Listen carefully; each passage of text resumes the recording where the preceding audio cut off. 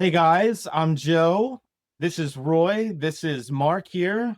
We wanted to come to you live to talk about branding. So we brought our branding specialist here, asked him a few questions so you guys can learn at home about how we do things around here, what we see normally, and how we strategize and do things a little differently, perhaps. Or maybe the same way effectively that other places do it. So I think the first one here is for you, Roy. When we get companies asking Fairtech for a new website, like a quote of some kind, what's usually missing?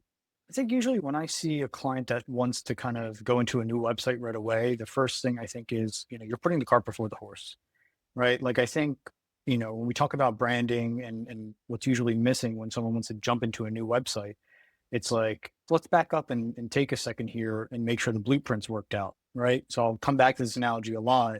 Trying to build a new website without branding is kind of like trying to build a house without a blueprint.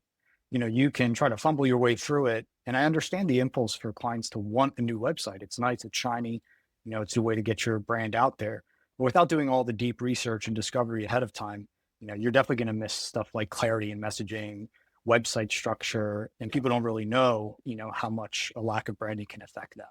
Mark, for you, how should leaders think about branding beyond logos and colors? I'm thinking stuff like how do you reframe branding as a system that guides things like positioning in the marketplace, your voice, layout of the website, visual hierarchy, not just visual, stuff like that. Yeah, I mean, first off, everyone thinks that when you first think about rebranding or going through a brand that you're going to have to go through and audit everything. And the first thing to look at is the colors and the logo.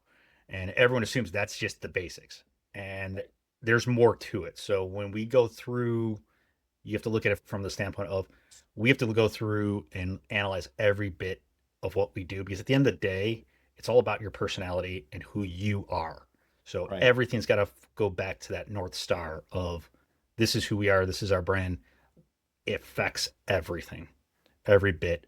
Your content, your writing, your images, everything goes back to that. So we really think you got to have that mindset of this is overall the main part of your brand. Sure. Roy, for you, what problems show up when branding is skipped Oh God. or even I mean, rushed for that matter? They want to yeah. get through it in a hurry, they don't have a lot of time. Yeah. I mean, how much time do you have? I mean, so many problems will show up. Again, I go back to that blueprint, analogy. You might not think anything's wrong, but then sometime down the road, you're using different colors all of a sudden, different fonts pop up. And we've experienced this, like, with some clients that, if they lack branding at the beginning, things will crop up later down the road that are going to become problems. So, whether that's like an inconsistent UX or UI, the messaging's not consistent or diluted. It's really important to make branding not an afterthought, but the first thing that you do. Because yeah, if you skip it or you rush it or you think like, oh, let's just come up with a logo and colors and that's it, like Mark said, that's just like small potatoes compared to, the branding architecture and the branding infrastructure that you really need Right. to create an effective, smart brand. If you look at the biggest brands that all of them do something quite consistent, which is, messaging, branding, and not deviating from that and really just living that brand is super important. Mark, can you think of any instances for us? Maybe you don't have to name names particularly, but instances where we've had to try to move on some deliverables or things we've had to make where branding wasn't sorted out. We have quite a few. I'm not gonna go name names, but Of we have course. quite a few different things that came up. But yeah, no, I mean, when you don't have it ironed out, that structure, you guys can all the brand deviates so much, and then you're always then searching where are we? How do we get back to where we are?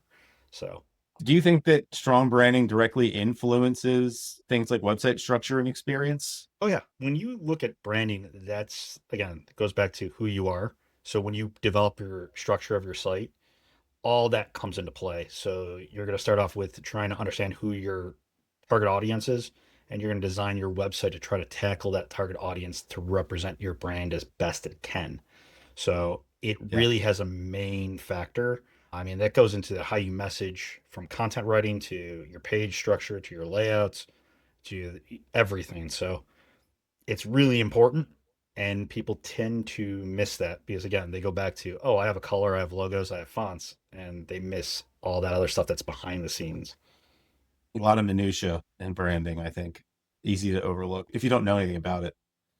Roy, when in the process should rebranding or branding in the first place, if it hasn't happened, when should that happen? Does it matter long term? Absolutely. I mean, to throw another analogy at you, that we just had a client that ran through our branding exercises in an interesting way that I helped them kind of reframe what branding means and why it's so important to do at the very beginning. It's kind of like dating, they're getting to know each other and figuring out all their hobbies and their wants and their desires, and even Yeah. things they don't like is super, super important. So it has to happen at the beginning. Very. Otherwise, long term, you carry on a relationship where you don't communicate effectively, you don't have consistent messaging, you don't have shared core values. That kind of stuff tends to show itself down the road and can break apart. So branding, I think, always has to happen in the beginning, before design, before you put pen to paper.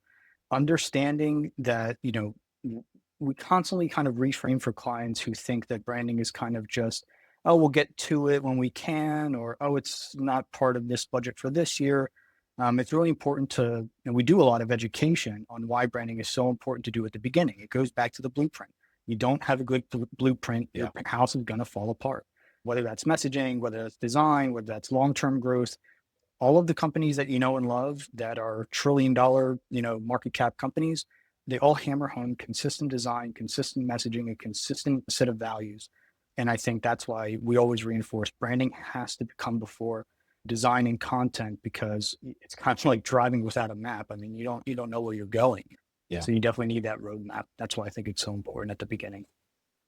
Yeah, I think to piggyback on that analogy, not to beat the dead horse with it, but I'd rather find out now in month one while we're dating that you don't like to do the dishes. You let them sit in the sink for a week before getting Right. married about it. Yeah, definitely. No doubt. All right, boys. I think that's all the questions we have so far. Thanks for your time as always. Sure thing. And thank you all for watching. We'll catch you guys next time. Take care. See ya.